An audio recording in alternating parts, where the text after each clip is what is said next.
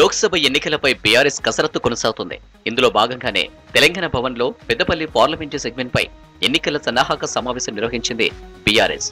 Meeting కు హరీష్ రావు, కడియం శ్రీహరి, ఇతర ముఖ్య నేతలతో పాటు పెద్దపల్లి ఎంపీ సెగ్మెంట్ పరిధిలోని నియోజకవర్గాల లీడర్లు, మాజీ ఎమ్మెల్యేలు అటెండ్ అయ్యారు.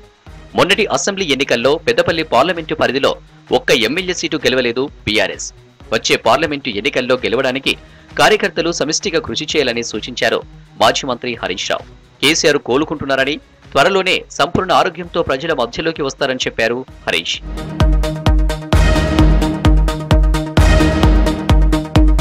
ఫార్ములా ఈ రేస్ కు ప్రభుత్వం అనుమతి ఇవ్వకపోవడం దురదృష్టకరమన్నారు బీఆర్ఎస్ వర్కింగ్ ప్రెసిడెంట్ కేటీఆర్. గత కేసీఆర్ ప్రభుత్వం ఎంతో కష్టపడి హైదరాబాద్ కు ఈ ఫ్రిక్స్ ఈవెంట్ తీసుకొచ్చిందన్నారు. ఈవెంట్ తో హైదరాబాద్ కు ప్రపంచ స్థాయిలో గుర్తింపు వచ్చిందన్నారు. అలాంటి ఈ రేస్ కు రాష్ట్ర సర్కార్ అనుమతి ఇవ్వకపోవడం బాధాకరమన్నారు. ఈ నిర్ణయంతో రాష్ట్రంలో పెట్టుబడులు తగ్గుతాయన్నారు కేటీఆర్.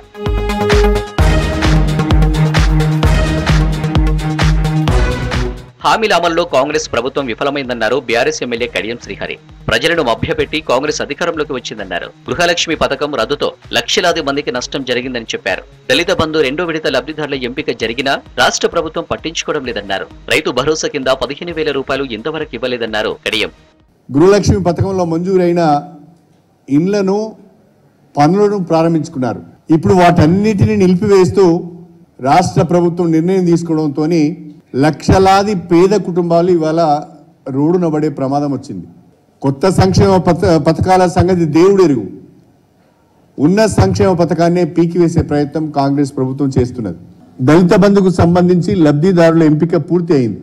దానికి సంబంధించిన వెరిఫికేషన్ కూడా పూర్తి అయింది. దళిత బంధును కూడా ఆపేయమని ఆదేశాలు ఇచ్చారు. ఈ రోజు వరకు కూడా 1 ఎకరానికి కూడా పూర్తి స్థాయిలో రైతు బంధు రైతుల ఖాతాలలో జమ కాలేదు. ఓడిపోయిన కాంగ్రెస్ నేతలు గెలిచిన ఎమ్మెల్యేల తరహాలో నియోజకవర్గాల్లో తిరుగుతూ ప్రజలను భయపెడుతున్నారని ఆరోపించారు మాజీ మంత్రి మేడ్చల్ ఎమ్మెల్యే మల్లారెడ్డి. 6 గ్యారంటీలపై ప్రజలకు అనుమానాలు ఉన్నాయని చెప్పారు. ఇచ్చిన హామీల అమలుపై ప్రభుత్వం సమాధానం చెప్పాలన్నారు. పార్టీ అధిష్టానం ఆదేశిస్తే మల్కాజ్గిరి ఎంపీగా పోటీ చేస్తానన్నారు మల్లారెడ్డి. ప్రభుత్వం వచ్చినప్పుడు ఎట్లా చేయాలి? నువ్వు 6 గ్యారంటీలు ఎట్లా చేస్తావు చెయ్యి, తప్పలేదు. మేము కూడా సహకరిస్తాం గవర్నమెంట్కు. మేము కూడా పార్టీ గవర్నమెంటే కదా. కానీ ఇంత దౌర్జన్యమేందా? వాడిని కూరగొడతాం, నీ అంతు చూస్తాం, నీ పని చూస్తాం. ఇదే నేను యాదవుండే ఇట్లా వాళ్ళు గెలిచిన వాళ్ళు లెక్క తిరుగుతున్నా, ఓడిపోయినప్పుడు దాని చేసుకుంటా. మరోవైపు ఎమ్మెల్యే కోటాలో జరగనున్న ఎమ్మెల్సీ ఎన్నికలకు దూరంగా ఉండాలని బీఆర్ఎస్ నిర్ణయించినట్టు తెలుస్తుంది. 2 సీట్లకు ఇప్పటికే షెడ్యూల్ రిలీజ్ చేసింది ఎన్నికల సంఘం. 2 సపరేట్ ఎన్నికలుగా షెడ్యూల్లో తెలిపింది ఈసీ. ఒక ఎమ్మెల్సీ గెలవాలంటే 60 మంది ఎమ్మెల్యేలు ఓటు వేయాలి. సభలో బీఆర్ఎస్ బలం 39గా ఉంది. ఎంఐఎం సపోర్ట్ చేసిన ఆ సంఖ్య 46కు చేరనుంది. దీంతో పోటీగా దూరంగా ఉండాలని ఆ పార్టీ ఆలోచనగా సమాచారం.